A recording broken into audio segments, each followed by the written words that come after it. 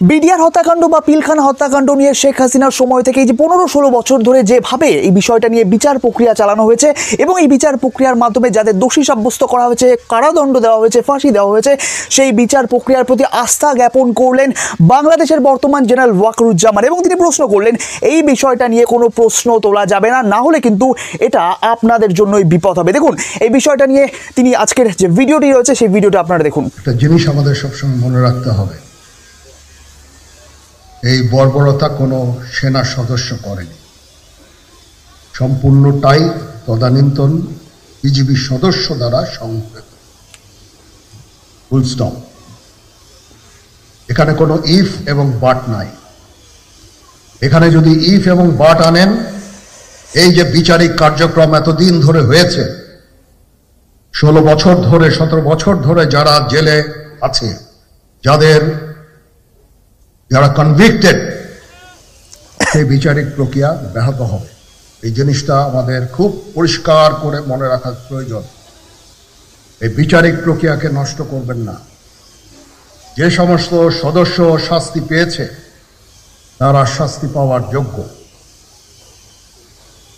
এখানে কোনো রাজনৈতিক নেতৃবৃন্দ এর মধ্যে উপস্থিত ছিল কিনা, ইনভলভ ছিল কিনা, বাইরের কোনো শক্তি এর মধ্যে ইনভলভ ছিল কিনা, সেটার জন্য কমিশন করা হয়েছে।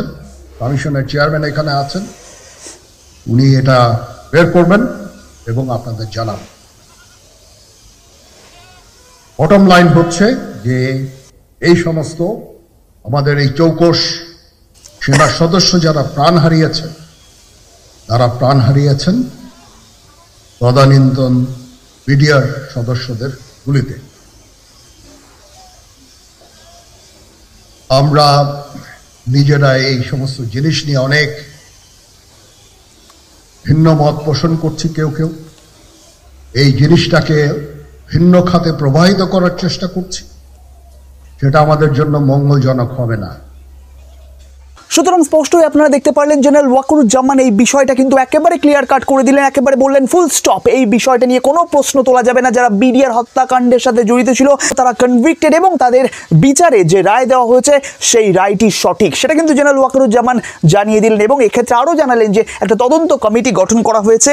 এই তদন্ত কমিটি কিন্তু আরও ইনভেস্টিগেশন করবে, কোনো রাজনৈতিক ব্যক্তি বা কোনো বিদেশি শক্তি যুক্ত আছে কিনা সেটাকে স্বাধীনভাবে তদন্ত করার জন্য। কারণ বর্তমানে এই শেখ হাসিনা সরকারের পতনের পর কিন্তু এই বিডিআর হত্যাকাণ্ড নিয়ে হাসিনা বিরোধীরা শেখ হাসিনাকে কিন্তু দোষারোপ করছে, যার জন্যই কিন্তু এই তদন্ত কমিটি গঠন। সেক্ষেত্রে জেনারেল বললেন যে বিদেশি শক্তি বা কোনো রাজনৈতিক ব্যক্তি জড়িত আছে কিনা সেটা কিন্তু তদন্তের বিষয়। তবে এই 15-16 বছর যে শেখ হাসিনার আমলে যে বিচার প্রক্রিয়া করা হয়েছিল, এতদিন ধরে বিডিআর হত্যাকাণ্ডের যে বিচার প্রক্রিয়া চলেছিল, সেটা নিয়ে কোনো প্রশ্ন তোলা যাবে না। সুতরাং একদিক দিয়ে দেখলাম যে জেনারেল ওয়াকারুজ্জামান কিন্তু শেখ হাসিনা আমলের বিচার ব্যবস্থার প্রতি পুরো আস্থা রাখলেন, সম্পূর্ণ আস্থাই রাখলেন। আসলে 5ই আগস্ট শেখ হাসিনা সরকারের পতনের পর হাসিনা বিরোধীরা কিন্তু বারবার শেখ হাসিনা সরকারের বিরুদ্ধে আওয়ামী লীগের বিরুদ্ধে বিভিন্ন অভিযোগ করে আসছিল। সেক্ষেত্রে বলা হচ্ছিল এই পিলখানা হত্যাকাণ্ডের সঙ্গে আওয়ামী লীগের বেশ কয়েকজন নেতা জড়িত রয়েছে, যাদের নাম তদন্তে নাকি বাদ দেওয়া হয়েছে। এরই পেছনে দেখুন বলা হচ্ছে যে বিদেশি সংস্থাও নাকি হাত রয়েছে, যেটা কিন্তু শেখ হাসিনা বারবারই অস্বীকার করে গেছেন।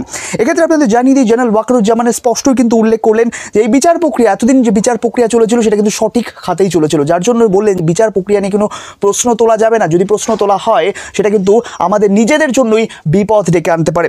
সেক্ষেত্রে আপনাদের জানিয়ে দিই এই ঘটনাটা কি ঘটেছিল। 2009 সালের 25 এবং 26শে ফেব্রুয়ারি ঢাকার যে পিলখানায় বিডিআর হত্যাকাণ্ড চলেছিল এবং এই হত্যাকাণ্ডে কিন্তু মেজর মহাপরিচালক মেজর জেনারেল সাকিব আহমেদ সহ 57 জন সেনা কর্মকর্তা সহ মোট 74 জন কে হত্যা করা হয়েছিল। একেবারে বিভৎসভাবে সেই ঘটনাকে হত্যা করে মানে তাদের মৃতদেহগুলোকে লুকোনোর চেষ্টা করা হয়েছিল, একটা বিভৎস কাণ্ড করা হয়েছিল। সেক্ষেত্রে বলা হয়েছিল এই হত্যাকাণ্ডের পর যে তদন্ত করা হচ্ছিল, সেই তদন্ত মানে সেই সময় কিন্তু শেখ হাসিনা সরকার ছিল। এই যে 15-16 বছর জেনারেল ওয়াকারুজ্জামান উল্লেখ করলেন, এই 15-16 বছর মূলত শেখ হাসিনার আমলের কথাই তিনি উল্লেখ করলেন। এই সময় যে বিচার প্রক্রিয়া চলেছিল এবং এই বিচার প্রক্রিয়ায় মূলত হত্যা এবং বিস্ফোরণ আইন, এই আইনের আওতায় এনে যারা দোষী ছিল তাদেরকে দোষী সাব্যস্ত করেছিল আদালত, হাইকোর্ট।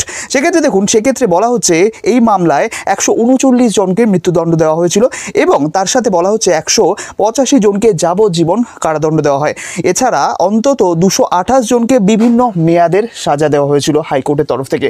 সুতরাং এই যে ঘটনাটা ঘটেছে, এই যে সাজাগুলো দেওয়া হয়েছে, এই সাজাগুলো নিয়েই কিন্তু এখন প্রশ্ন তোলা হচ্ছে, হাসিনা বিরোধীরা প্রশ্ন তুলছে, যেটা কিন্তু জেনারেল ওয়াকারুজ্জামান স্পষ্টই ভাষণে উল্লেখ করে দিলেন যে এই বিষয়গুলো কিন্তু করা যাবে না, যেটা জাতির জন্য বিপজ্জনক হবে, দেশের জন্য বিপজ্জনক হবে। সুতরাং স্পষ্টই এই বিষয়টা কিন্তু আমরা প্রমাণ পেলাম যে জেনারেল ওয়াকারুজ্জামান কিন্তু এটা পরোক্ষভাবে বিষয়টা তিনি স্পষ্ট বললেন না, কিন্তু পরোক্ষভাবে স্বীকার করে নিলেন যে শেখ হাসিনার আমলে যে বিচার প্রক্রিয়া ছিল, যেভাবে এই বিডিআর হত্যাকাণ্ডের, পিলখানা হত্যাকাণ্ডের যে বিচার প্রক্রিয়া সম্পূর্ণ হয়েছিল, যে তিনি নিজে কিন্তু এই ভাষণের সময় তিনি উল্লেখ করলেন যে তিনি যখন এই জায়গায় প্রবেশ করছেন ভাষণ দেওয়ার জন্য, পাশে যে দেওয়ালে ছবিগুলো রয়েছে সেই বিষয়টা থেকে আপনি তাদের বললেন, দর্শকদের বললেন যে আপনারা হয়তো ছবিগুলো দেখছেন, কিন্তু আমি এই বিষয়গুলোকে স্পষ্ট উল্লেখ করেছি, আমি সেই সময় ছিলাম, আমি স্পষ্ট আমার সামনে, চোখের সামনে সেই বিষয়গুলো স্পষ্ট আজও রয়েছে। সুতরাং এই যে এতদিন ধরে বিচার প্রক্রিয়া চলেছে তা কিন্তু জেনারেল ওয়াকারুজ্জামানের সামনেই হয়েছে, এবং এই বিচার প্রক্রিয়া নিয়ে কিন্তু কোনো প্রশ্ন তোলা যাবে না, এবং সঠিকভাবেই বিচার প্রক্রিয়া হয়েছে, যেটা কিন্তু জেনারেল ওয়াকারুজ্জামান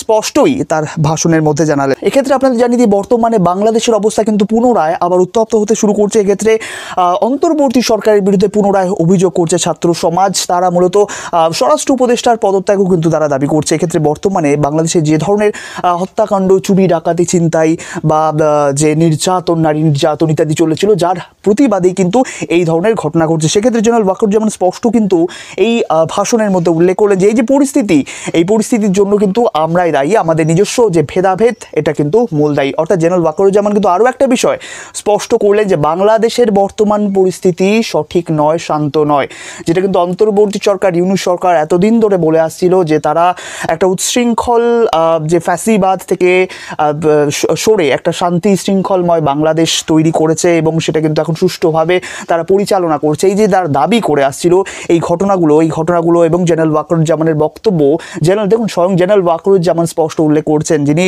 বাংলাদেশের বর্তমানে একটা বলবো শির দ্বারার মতো প্রশাসনের, তিনি স্পষ্ট বলছেন যে বর্তমানে বাংলাদেশ কিন্তু অশান্ত। সুতরাং এই যে অন্তর্বর্তী সরকার এই যে এতদিন যে দাবি করে আসছিল, সেগুলো কিন্তু রীতিমতো একটা মিথ্যা দাবি, সেটাও কিন্তু এই জেনারেল ওয়াকারুজ্জামানের কথাতেই প্রমাণ হয়ে যায়। তো যাই হোক, আজকের প্রতিবেদন এ পর্যন্ত। এই বিষয়ে আপনাদের মতামত অবশ্যই কমেন্ট করে জানাবেন, এবং ভিডিওটি অবশ্যই আপনার প্রিয়জনদের মধ্যে শেয়ার করে নেবেন। ধন্যবাদ নিউজ কথার এই গুরুত্বপূর্ণ প্রতিবেদনটি দেখার জন্য। ধন্যবাদ।